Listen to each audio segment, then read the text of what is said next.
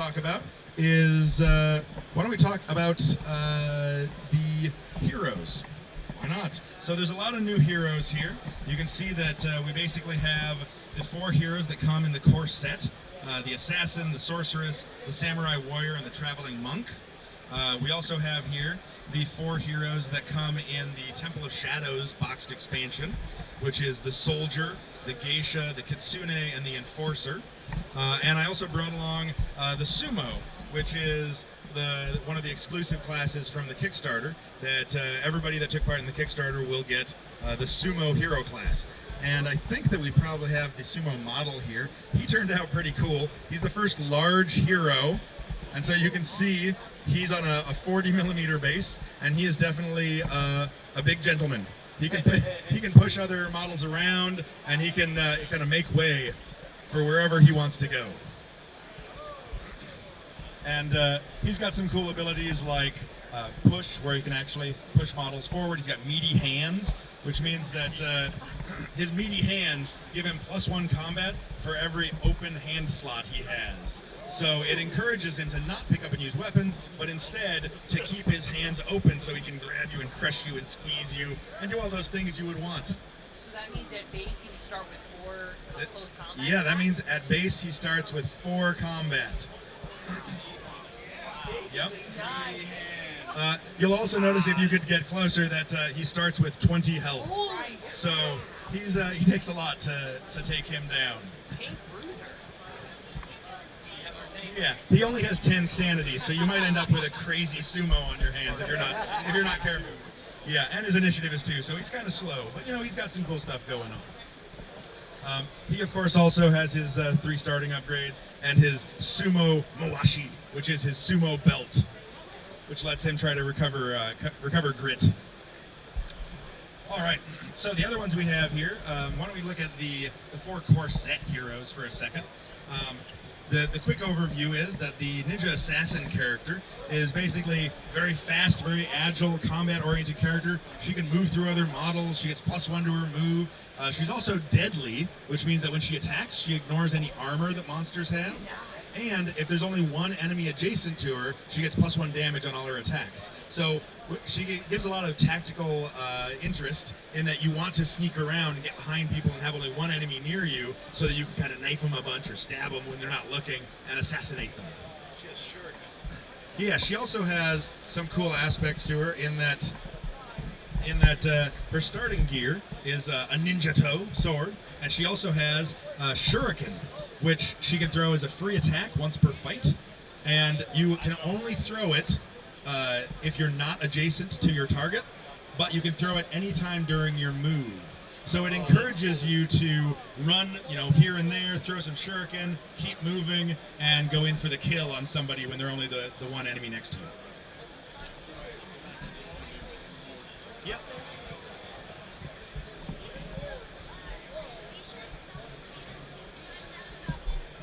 Yeah. No, so I've the question was, did we do research about Japan and feudal Japan, or did we just wing it? So, no. No, I mean, yeah, we've been doing a lot of research about Japan and reading a lot of stuff, watching a lot of movies, watching a lot of documentaries, and basically accumulating a lot of information of cool hooks that you can use for stories or for enemies or for encounters, or how each of these hero classes should act based on their historic counterparts or their mythological counterparts. So that is a good question, but yes, we did a lot of research. Another cool aspect of the Ninja Assassin is that when you start with your character, not only do you get to choose your starting upgrade, you also get to choose which ninja clan you're from. And the clan that you're from, there's 4 different ninja clans, and each one has a different focus, where it changes one of your skills, gives you a little skill bump, and gives you a special ability that's once per adventure. And so it basically dramatically changes how you might play your assassin, depending on which ninja clan you're from and what their theme is. All right. So the next one in line there is the Sorceress. The Sorceress is kind of cool. She's all about casting elemental magic, and she actually gets mana every turn, which is kind of similar to the Preacher from the Preacher or the Darkstone Shaman from the original Shadows of Brimstone. She basically gets to start with spells from an elemental magic deck, and I just brought a few of those along here. And there's basically four different elements for elemental magic. There's wind, water, fire, and earth. Avatar. And so those are all four traditional Japanese elements. And there's a fifth element in Japanese mythology, which is void. And it just happens that we use the void in Shadows of Brimstone as well. But void is kind of chaos and evil in Japanese mythology, which goes along quite well with void in Shadows of Brimstone. So rather than making a fifth spell deck for void, void is represented on her skill tree as you go up in level, because you can learn more about evil and darkness in the void and how to deal with it when you're out on your adventures. But each of the elements has its own theme to it. They all have attack spells, they all have defense spells, but some of them are weighted more heavily to attack or defense or kind of special craziness. One of my favorites here I can tell you about is the Water Burst spell. It's one of the water elemental spells, and it's a mana cost 2. And it says, use when you take one or more hits before defense rolls. You gain cover 2+ save against each of those hits as you burst into a shower of water. Immediately move your hero to any other empty space on the map tile as you reform yourself. Until the end of the turn, you're a -1 on all your to-hit rolls. So basically very dynamic spells like that, where it feels very magical, as opposed to the Preacher, which is more fire and brimstone kind of sermons, or the Darkstone Shaman, which is very much like nature and transformation and animals. This very much focuses on more of a pure magic, which is very in keeping with the mythological setting. Yeah. She also starts with a Roku Demon Bag, and that's your starting item, which starts with some arcane powder. And every single game, at the start of the game, you roll a dice to see how much arcane powder is refilled in it, and you can use those to help cast your magic during the adventure. So that's another kind of cool aspect of her. All right, so the third class we have there is the Samurai Warrior. So a lot of times, questions I've gotten recently about the Samurai Warrior is, how is the Samurai Warrior different from the Wandering Samurai in Shadows of Brimstone? And that's a very good question. The main way that they're different is... He's not wandering. He's a warrior. Yeah, so the main way that he's different is that the Wandering Samurai in Shadows of Brimstone is very much the kind of lone wolf, good against fighting a bunch of enemies, kind of the quiet traveler who wanders into town, and the thugs start picking on him and pushing him around. He's like, oh, leave me alone. And then, of course, he takes them all out because he's a really cool fighter and nobody knew. The Samurai Warrior is more of the soldier type, so he's used to being on a battlefield with an army of samurai at his back and working as a team. So he's got a lot of team tactics and a lot of, he's always heavily armored, and a lot of his battle tactics revolve around working together as a group or as a team and, standing shoulder to shoulder and helping each other out. So he's got a lot of different battle tactics. All of his battle tactics are different from the ones that come with the Wandering Samurai. He's got warrior level battle tactics instead of wandering battle tactics. He also always starts with samurai armor, a samurai helmet, and a warrior's katana. But he does use fury in a similar mechanic to the Wandering Samurai from Shadows of Brimstone. All right. So the fourth one we have there from the core set, the fourth and final one, is the Traveling Monk. And the Traveling Monk is a pretty cool character because he is both a decent healer as well as being a pretty competent hand-to-hand fighter. He has a staff, a monk's staff, which lets you heal heroes that are nearby at the end of each turn. And he also has a Sacred Bell, which you can ring once per game to give every hero on your map tile a cover 3+ save until the end of the turn. So basically, if you start getting in real trouble, he can just crack out the bell and ring it to give everyone nearby defense against whatever the danger is. More cowbell. Exactly, more cowbell. The monk also has a mechanic of using a key, which is like his inner life force, and he basically builds up key every single turn. He recovers a key, and he can spend that key whenever he heals by any means. He can channel his key to heal more, and whenever he's attacking, he can channel some of his key into doing extra damage with his attacks. And as you go up in level on his skill tree, there's more interesting and cool things you can do with your key life force that you build up for free every turn. So that's the 4 heroes in the core set. The other 4 heroes that we have here are the 4. Yeah. Before we go on, I want to get a gauge for who's excited about which of the characters. Like what are you most excited for? Who?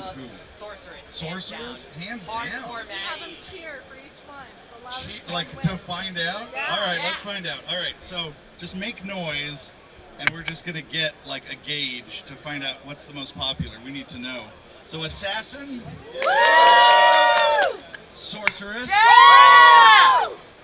samurai. Poor samurai. It's awful. I feel horrible. Right. Traveling monk. What was the most? Sorceress? Big sorcerer. Well, I was just doing main set. Oh, sumo. Sumo? Sumo's, but it's going to be exclusive. You would have to be a Kickstarter backer to get it. We are. Like All right, well, you guys are going to enjoy that sumo. And he hasn't even talked about the daimyo. Yeah. Well, I didn't bring along the daimyo today. Oh, there's no actual daimyo on this table. The daimyo does not appear on this table. Tell me about the daimyo. I can tell you a little bit about the daimyo in that he basically is like the samurai warrior in that he is a samurai, uses battle tactics, but he's allowed to choose battle tactics from any type of samurai that's out there. So if you have the Wandering Samurai, you can also choose Wandering Samurai battle tactics, warrior battle tactics, or daimyo battle tactics. Also, he commands troops, so he actually can start adventures with allies, summon new allies that are his armored Ashigaru soldiers during the game, and he can give bonus to all allies that are near him, even ones that are not his main soldiers. So if you had, say, a mutant blacksmith from the Old West, he could be like, "Hey, let's go." So that's a quick idea of what this daimyo is like. So we'll just run through the other 4 Temple of Shadows heroes pretty quick here. The soldier is basically a ranged specialist. Now, one thing you'll find with Forbidden Fortress is there's not a lot of built-in ranged combat. Most of it is the melee combat that the heroes have, and most of the enemies have melee as well. Although there is a pretty good variety, even in the main box set, that do have some ranged attacks, like the acidic tentacles, which can actually spit acid at you at the start of their turn. But we'll come back to them in a minute. So the soldier is one of the only ones that is actually a ranged specialist. You can see he's got a range to hit of 3+. He actually starts with a pretty cool weapon here. He's got his soldier's armor, and he's got his Flintlock Rifle. And so he's actually pretty cool. The Flintlock Rifle, just to give you an idea, it's got a range of 10 and only 1 shot, but it uses a peril die +1 for damage, and hits from this gun may not be assigned to enemies adjacent to you. So you basically want to fall back away from enemies so you can get a good clean shot at them and try to take people out. It also has 3 upgrade slots, so you can kind of trick it out at the swordsmith in town, or if you go to the Old West, to the blacksmith, get some Darkstone runes on there. All right, so that is the soldier. He also has a soldier's reload, which is if you do not move during your activation, you add +1 shot to any 2-handed gun you attack with. So straight out of the gate, that means with his built-in Flintlock Rifle, he already gets 2 shots if he doesn't move. And if you get him some cool alien gear or weapons from other worlds, like even the Old West, he can be pretty effective with 3 or 4 shots pretty easily. All right, so we also have the Geisha, and one of the common questions I got a lot about the Geisha during the Kickstarter and even since is, how is the Geisha different than the Saloon Girl? Because a lot of people feel like they have a very similar role thematically. And one of the main differences is the Saloon Girl tends to be a very fast, scrappy hand-to-hand fighter. That's all about dirty fighting and kind of acrobatically getting up in people's faces. Yeah. And the Geisha has an umbrella. All right. So she's very much like an in-your-face, scrappy fighter who's very agile. And the Geisha tends to be a little bit more subtle, a little bit more cunning, and she likes to move around quietly and quickly and stab people in the back and distract people with her umbrella. So she's a little bit more almost rogue-like and a little bit more about cunning and subterfuge, even though she's also can be acrobatic or can be a good melee fighter. So you can see here she has some interesting upgrades, and she starts with a parasol, which is her umbrella. It says once per turn you may reroll a single failed defense or escape roll, and you get to ignore weather effects. Because what good umbrella would, what would the umbrella be good for if it didn't ignore weather effects? Even acid rain. It's a very well-built umbrella. Also, she's got a hidden dagger, which is a subtle thing, but a pretty good trademark of her character. It's used anytime during your move. It's a free attack, once per turn. Do one automatic wound, ignoring defense to an adjacent model. So basically, as you're moving around, you can just subtly knife somebody in the side and keep going. And, it's good for whittling away bigger enemies or taking out, Hungry Dad or... What? Why are you looking at me like that? Of course I stabbed you. Okay, anyway. So, built in, she's got a reassuring touch, which is at the end of the turn, she's allowed to heal. Oh yes. She's allowed to heal D3 sanity damage from one adjacent hero. So she doesn't do any traditional healing, but she'll help you recover your sanity and bounce back from all the horrors of adventuring. She's also dainty, so she may not use two-handed items, but she is +1 move. Can she use ranged weapons, unlike the Saloon Girl? She can use ranged weapons, unlike the Saloon Girl, as long as they're not two-handed. Yeah. So you can get her pistols and things of that nature, different artifacts from other worlds, and she works great with them. Nice. Before you go on, And she heals sanity, not just sanity. I just wanted to talk about my favorite Geisha starting upgrade. Okay. Comforting laugh. I believe it's something like this. I should also point out, That the male kabuki, which is the other gender of the geisha, also can have comforting laugh. It's like And- this. Oh. It's not anime laugh. Maybe. Anyway, so with Comforting Laugh, it's anytime you draw a loot card, you may recover a grit on the D6 roll of a 5 or a 6. Once per turn, use 1 grit to heal D6 wounds from any mix of other heroes on your map tile, and you gain XP for this healing as normal. So she does have the ability to heal as well. if you go that path. If you go that path, you can choose your geisha. Choose your But she style. knows to cure more sanity You know what I'm than the saying? Saloon Girl Look. can. All right. All right. So that is the geisha. The next one we'll go on to here is the Kitsune, which I know that a lot of people have been excited about. It's one of our first characters that's not entirely human. So the Kitsune is basically, you'll notice she has the keywords Otherworld, Myth. Myth is one of the keywords that a lot of enemies have in the Forbidden Fortress, and she's the first playable character that has that keyword. And the 3 starting upgrades for the Kitsune tend to very dramatically change the way you play her. So she can either have an elemental spirit, where she actually gets to choose one element and become a water fox or a fire fox and get spells from, just like the sorceress, from that element, and she gets magic. And that actually scales as you get more mana or new spells every 2 levels that you go up on the skill tree. You can also take Pounce, where it's your +1 move and may move through other models, so suddenly she can move over barriers and jump over enemies. And your combat hits are +1 damage against enemies that have not activated this turn yet. So as you go up in initiative, which she's got some skills that let her do that, it means you get better and better at fighting more of the enemies that you face. Nice. And the last one is Trickster, where you basically are playing the more sly fox, as it were. And basically it means that you recover grit on move rolls of 1 or 6, and you're allowed to, once per turn, spend a grit to choose any die out there that was just rolled and say, you know what, I don't like that die, I'm going to steal it and secret it away on my Trickster card and take any die that's on my Trickster card already and replace it with. And if there's no die on your Trickster card yet, you basically can roll a new die to replace it. And so it allows you to manipulate the situations through your trickery and your magic. Wait, so if you use the grit to take the die and put it on your card, then do you have to roll a new die for the one you replaced when you took it away? Only if there was no die on... What's the question? So the question was, do you have to use grit to... How do you get a die on your card to So start with? you can use a grit to steal any die and put it on your card. And if there was a die already on your card, you swap it in. So say you roll and you're attacking me as a monster, and you roll a 6, and I say, you know what, I don't like that. I'm going to use my Trickster to steal your 6 and put it on my card. and then because there was no die on my card yet, you get to roll a new die to replace it. And then next turn I say, you know what? I want to get a critical hit against you. I just rolled my attack. I'm going to use a grit to swap this 6 for the 2 that I rolled and put it on my trickster card. So basically, it lets you manipulate the dice in your favor as a tricky mythological being. She also has the common knives, which are pretty cool. It's a one-handed weapon, but it says your combat hits that treat enemy defense higher than 2 as only 2.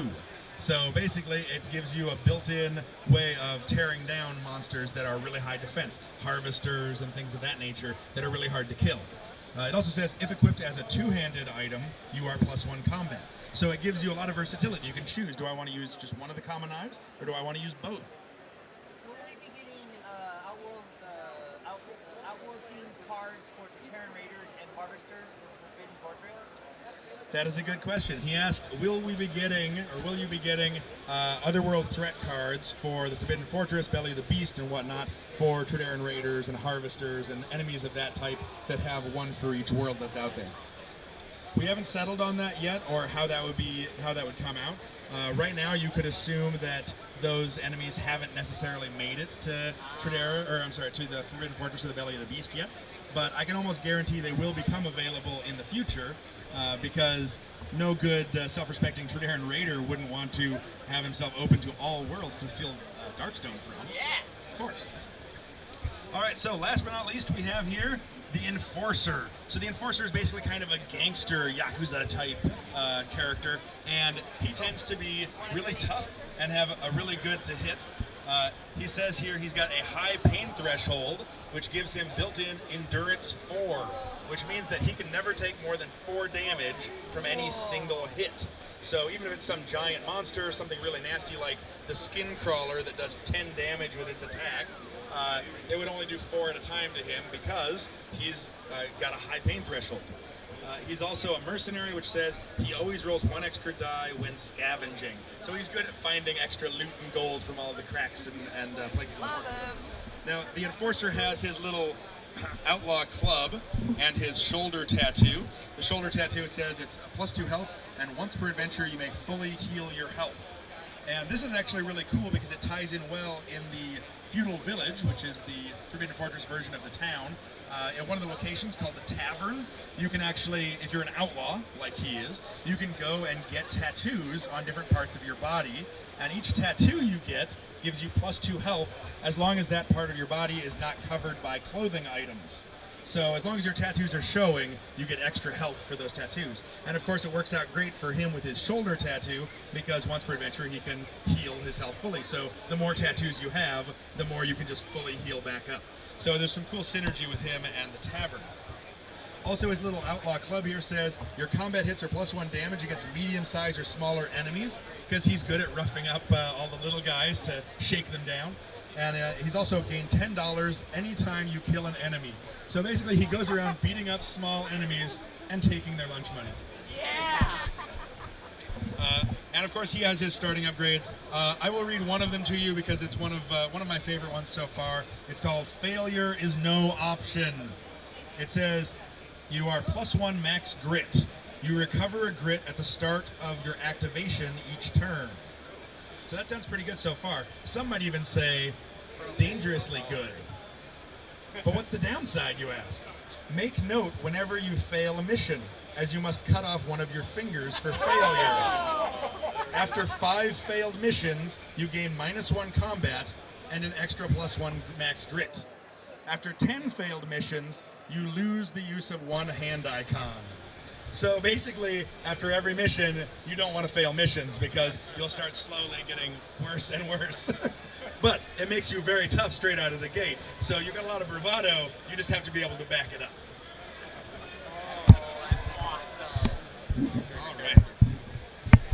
All right, so that covers...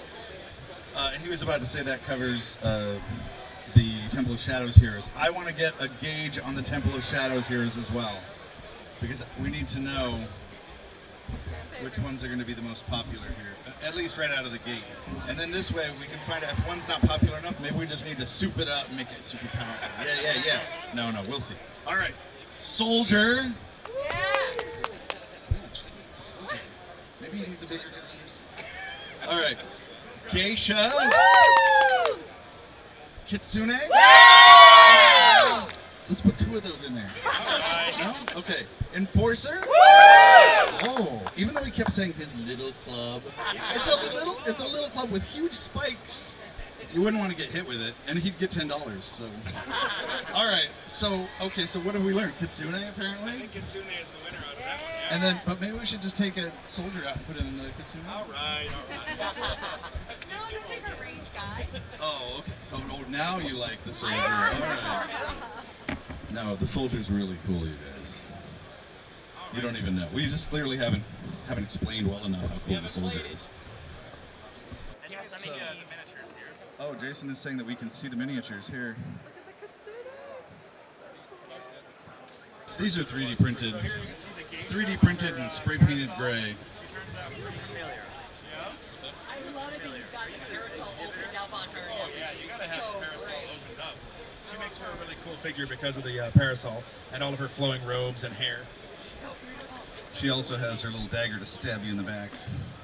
Stabby, stabby, stabby. Well, hers is a little dagger.